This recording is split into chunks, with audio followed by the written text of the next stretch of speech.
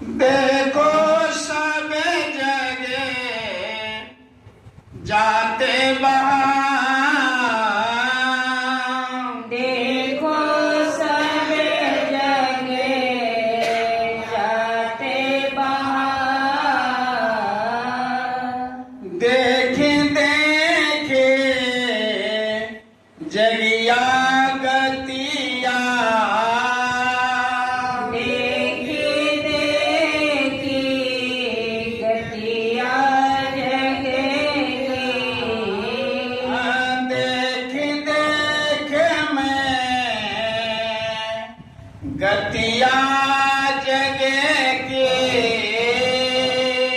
देखी देखी में गतिया जगेगी।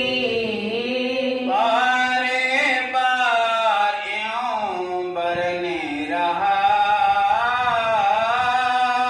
बारे बारे आओ बरने रहा।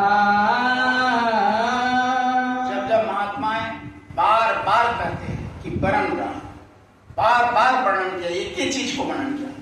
गुरु महाराज की को उठा लीजिए पत्रिका को, सन 52 का हो चाहे सन 11 का हो, 52 में शुरुआत किए, अब गुरु महाराज ने सन 12 तक सत्संग किया, तो सन 12 का उठा लीजिए।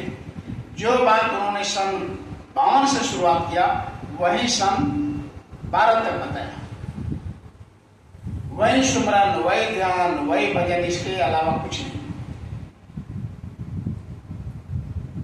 एक ही चीज को बार बार वर्णन रहा, एक ही चीज को बताया कि ये मानव चोला, मानव शरीर बार बार नहीं मिलेगा। ये भगवान के पूजा करने के लिए साधना का मार्ग है, ये साधना का धाम है और मोक्ष का दरवाजा है। कहा कि वह मालिक ने भजन करने के लिए दिया है, साधना करने के लिए दिया है। कहा कि बड़े भाग्यमान उष्टन पावा असुर दुर्लभ सद ग्रंथ, इतना ये दुर्लभ है कि देवता को मिलने वाला नहीं है जो हमको और आपको दिया है।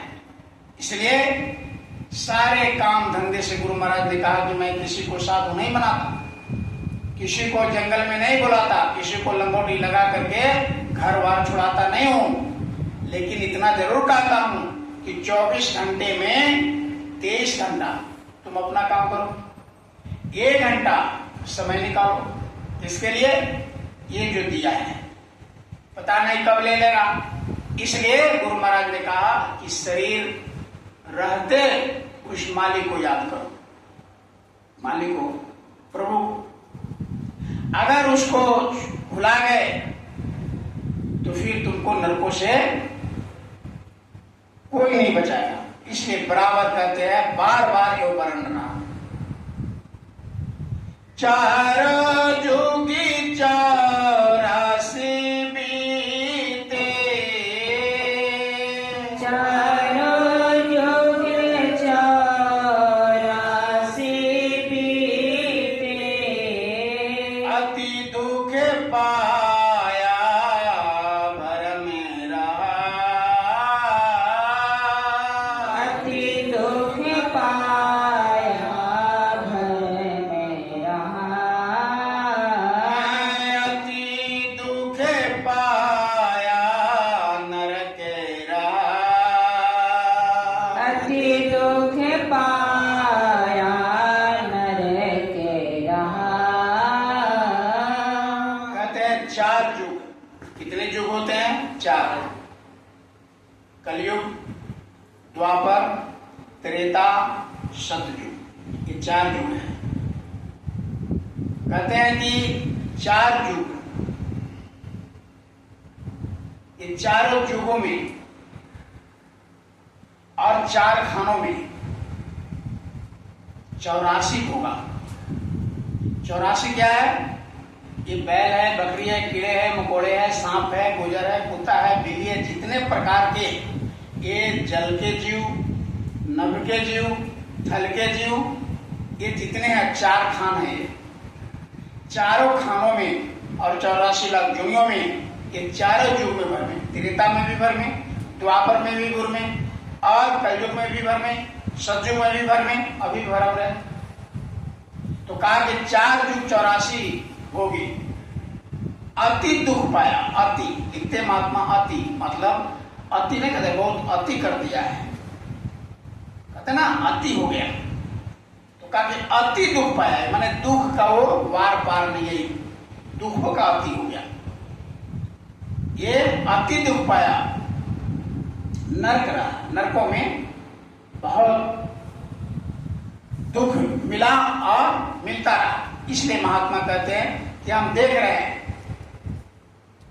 कि देखो सब जग जात बा, ये दुनिया के जीव सीधे नरकों में बहते चले जा रहे। आगे कहते हैं जन्म जन्म दुखे पावत बीते, जन्म जन्म दुखे पावत बीते। जन्म कहते हैं जन्म जन्म, जन्म जन्म। अब जैसे अभी मनुष्य शरीर मिली, इसमें भी तकलीफ है। अच्छा, इसमें किसको सुख है? गुरु महाराज ने कहा किसी को सुख नहीं है, किसी को सुख नहीं है। लोग कहते हैं कि उसको बड़ा सुख है, उसको बड़ा शांति है, उसको बड़ा अमन चैन है। किसी को अमन चैन नहीं है। इस धरती पर जो जन्म लिया है उसको किसी को कोई न कोई एक तकलीफ से उसको परेशानी है, चाहे दुनिया का कोई भी हो, कितना बड़ा आपत्ति खरापत्ति हो, उसको एक कमी एक तकलीफ लगा रहता है। इस संसार में पैदा वही लेते हैं जिसको दुख भोगना हो और सुख भोगना हो। दोनों भोगने के लिए इस धरती पर आते हैं। अगर दोनों न रहे तो यहाँ पैदा ही नहीं होगा, वो सब सतलोक चला जाएगा। इसीलिए कहा महापुरुषों ने यहाँ दुख किसी को ये दुख से खाली नहीं रहेगा, सबको दुख। एक बार गुरु महाराज कलकत्ता गए साधना के समय, अब यह देही मिली कृपा से, अब यह देही मिली कृपा से। कहा कि बड़ा जब कृपा हुआ, जब उस मालिक की दया हुआ, जब उस मालिक की यानी अंदर में हमारे लिए उनका अंदर से कृपा, जब अंदर में उनको भाव आया, तब हमारे जो आत्मा भटक रहे थे 84 लाख खान में, एक बार ये मनुष्य दिया है। अब की बार ये जो मनुष्य शरीर मिला है, कहा कि कृपा से मिला है, तो क्या करो? सभी महात्माओं ने कहा कि अब की बार ये जो मिला है बार बार नहीं मिलता। एक बार मनुष्य शरीर से चुक जाने के बाद फिर 84 जाए, और एक बार 84 में चले गए तो पता नहीं कितने बार ये मनुष्य शरीर कब मिलेगा, कब बारी आएगा मनुष्य शरीर का, कोई ठिकाना नहीं है। गुरु महाराज ने एक बार कहा था कि एक हॉल था जिसमें 84 गेट थे, 84 सभी पर जाली लगा हुआ था। एक गेट ऐसा था, करो भक्ति जो कर में दहा,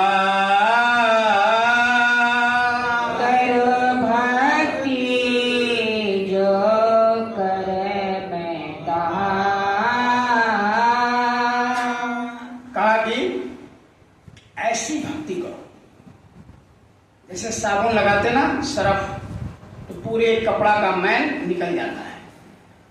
तो ऐसी भक्ति करो जो कर्मता, जैसे कैसे आज आप लोग आए, कितना अच्छा सेवा की है? देखने से लग रहा है कि आज यहाँ कर्म है।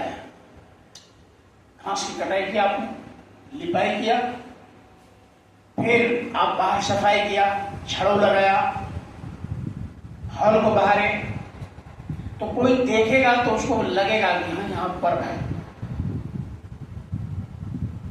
तो ऐसे भक्ति करना चाहिए। भक्ति का मतलब नहीं कि बहुत बड़ा पहन लिए, चोंगा पहन लिए, दाढ़ी वाड़ी बढ़ा लिया, पगड़ी लगा लिया, छापा लगा लिया और बहुत बड़ा भेष बना लिया तो भक्ति हो गया। भक्ति भेष का नाम नहीं है, दाढ़ बाल का भक्ति नाम नहीं है। भक्ति का नाम कहा कि गुरु के सर को राखिए चलिए आज्ञा है, यानी गुरु के वचन को सर पर रखना ही भक्ति है। गुरु के आदेश के पालन ही गुरु भक्ति है। भक्ति तो गुरु का वचन क्या है कि अब की बार शरीर मिला है तो समय निकालो और उस मालिक को याद करो, उस भगवान को याद करो जो सारी सृष्टि को बनाया। तो दिन रात धंधे में लगे रहते हैं, दिन गए धंधे में और रात गए सोए। हीरा जन्म अनमोल, कौड़ी बदल देता है। एक कौड़ी मरने के बाद में बस सिरा में कौड़ी रख देता है। तो दिन गए धंधे में चला गया, खाने में पीने में सोने में चला गया और रात उसी तरह खा पी करके सो गए तो दोनों दिन खराब हो गए, दिन भी खराब रात भी खराब। अब भक्ति कब करेंगे तो वही पाप बन जाएगा, पुण्य बन जाएगा, दोनों खराब है, पाप और पुण्य। पाप और पुण्य बसे विपदा भोगे, पाप पुण्य बसे विपदा भोगे। विपदा दुख तकलीफ हम दो कारण भोगते हैं। जब हमारे शरीर से, मन से, वचन से, कर्म से, इंद्रियों से अगर पाप बन गया और नहीं तो पुण्य बन गया। पुण्य भी बनेगा तो हमको भोगना है और पाप भी बन गए तो उसको भोगना है। ये दोनों से इस दुनिया में, इस धरती पर हमको कोई बचा नहीं सकते सिवाय गुरु। कोई देवी देवता का पावर नहीं है, इतना दौड़ रहे हैं भगवान के, शंकर के, यहाँ वहां